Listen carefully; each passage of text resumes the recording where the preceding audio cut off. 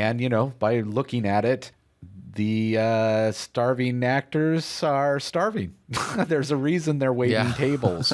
They don't have the money for the type of products that would make it so he could make a living off that. And he had to, just some quick, easy searches, he was able to see that they just didn't have the money. As much as he was passionate about that industry, he had to go in a different direction with it because they don't have the money. And this is a very important thing. Even as you're looking at niches that you're very passionate about, you've got to be able to also answer this question, because I see it quite often when somebody's like, ooh, I'm going to go into this market. And I'm saying, well, are they willing to pay? Because you can be passionate about it all you want, but if you go into a market where everybody wants to know the information, but there's a billion sites out there that give free information, and they, and the people just aren't prone to paying for that information, obviously we're trying to cut out as many ways as we can that you might fail at this. And that's one big one. You got to make sure they're willing to pay. All right, so there's 5 criteria for you. Number 1, are you passionate about the niche? Number 2, does the market have an urgent pain or an irrational passion? Number 3, is the market proactively searching for a solution or an answer to their urgent pain or something for their irrational passion? Number 4, are you a member of the target market, or do you at least have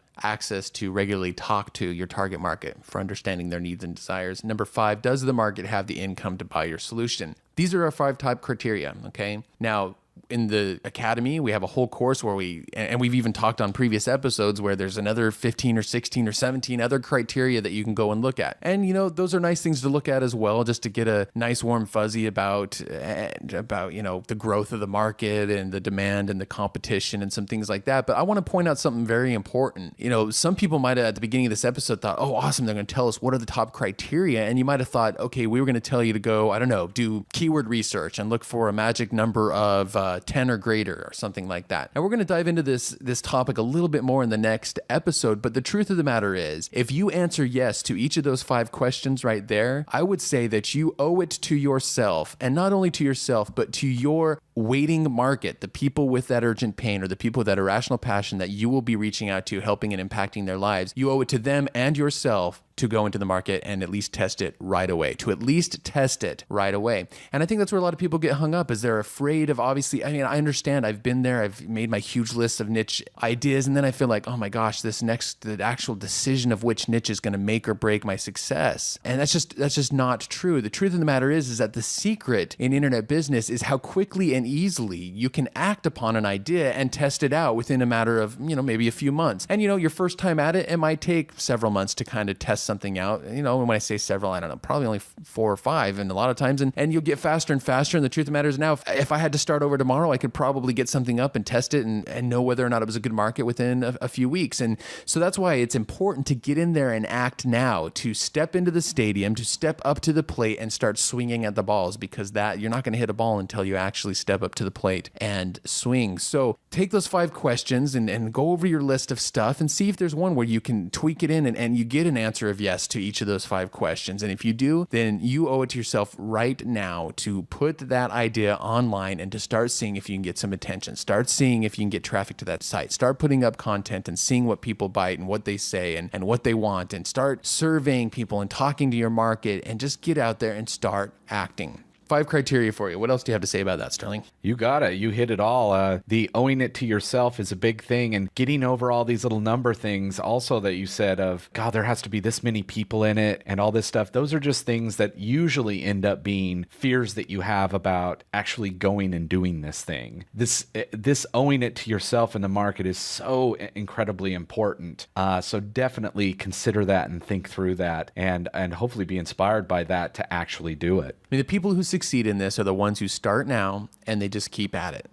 They start now and they keep at it, and they just keep taking action and keep taking action and keep taking action. And they know if something, when they swing at the ball, sometimes they'll hit a single, sometimes they'll hit a double, sometimes a triple, sometimes they'll knock it out of the park, and they'll just keep swinging and knocking them out of the park. And sometimes you have to bunt it and just cut your losses and move on, and that's fine. But the thing is that you keep at it, and eventually one of them does knock out of the park. And it may be your first niche, it may be your second niche, but the point is you got to act now in doing it. I mean, the stuff that we first dabbled in when we got online, we actually don't do those niches anymore. Yep. And part of that is because we got a better understanding now of who we are and what we like and what we're fulfilled by and what our lifestyle is that we want. And part of it is because we've tried things that just didn't work and we had to move on and try other things. And the funny thing is that the two niches that, I mean, a couple of niches I can think of that we're involved in right now, one being internet business mastery, the numbers by most people's formulas and calculations, the numbers were telling us absolutely not, you should not do this business. And look, here we are, enjoying it, doing it every day and impacting people's lives and making good money doing it. Internet business. I mean, it's a crowded niche, but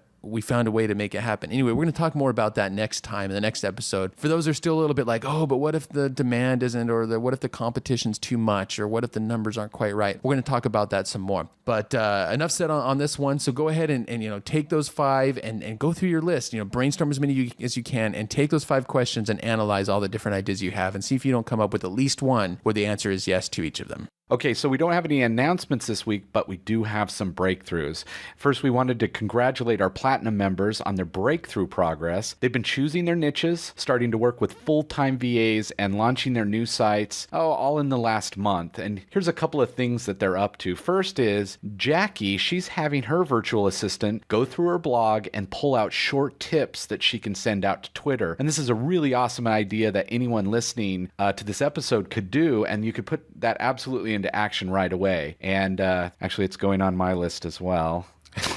Write that one down. Go through, all the blog posts and just pick one tip. And especially if you have a blog post that has 10 tips, one today, one in a couple of days, you could do that all the time. And then just because stuff is always like kind of coming and going on Twitter, like even if you had a list of like 100 tips that you'd pulled out of your blogs, like you could put those out over several weeks and then even repeat and start putting those out. I mean, that's not the only thing you want to put out on Twitter, but if you work that into your Twitter strategy as well, I mean, that's repurposing at its best right there.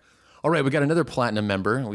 Today we're bragging about our Platinum members because it's been so cool to see the progress they're making. But one Sunday, she's been having a virtual assistant go out and actually write her ebook for her, which is very cool. I mean, I got to say, typically we do our content ourselves, and we definitely have other people edit it, or we have people, go and transcribe it for us and post it for us and stuff like that. But we've traditionally created all our own content for whatever reason. But when I heard that she was doing that, I'm like, you know what? I need to chat with you some and see how that goes, because that's really something I should try out myself. At least a rough draft of something. You could have a virtual assistant do research and put together a rough draft, and then you go and put your own voice in or whatever. I mean, or not, just put out the thing that they write, because they're definitely, a lot of virtual assistants are great writers out there. And she said just today she's hiring like her 4th virtual assistant, so it's pretty amazing.